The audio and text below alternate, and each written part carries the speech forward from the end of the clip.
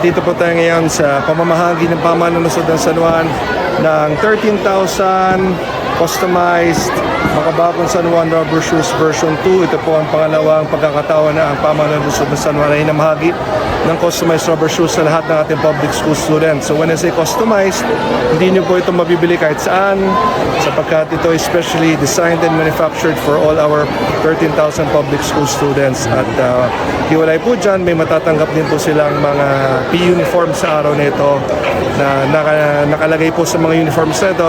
Ako ay San Juanenyo, ayaw ko sa droga. So ang lahat ng ating ginagawa po ay una-una para sa kanilang pag-aaral sapagkat gusto ho natin na lahat ng mag-aaral natin ay kumpleto sa kagamitan, lalong-lalo na sa kanilang mga sapatos, mga school uniforms, P-uniforms, meron silang mga tablets, meron silang fiber optic internet connection sa kanilang classroom, sa kanilang mga tahanan, meron silang 55-inch smart TV sa kanilang mga classrooms, meron po silang education assistance, that's 3,000 pesos po na financial assistance for all families of public school students.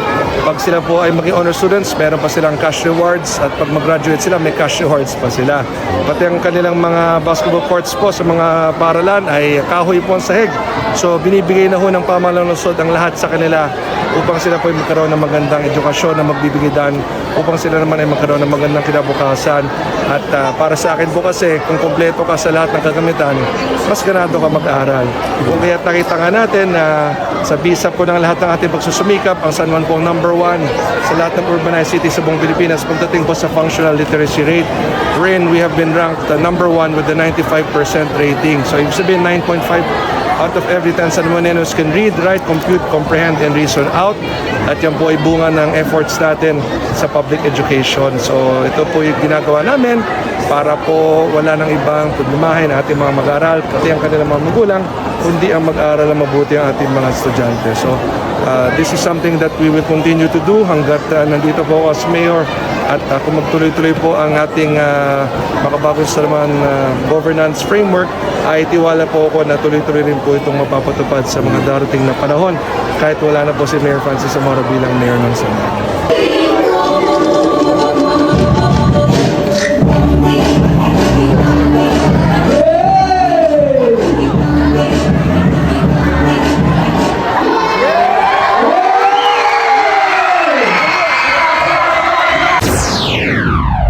Yan ang ating Bravo Balita. Salamat sa panonood.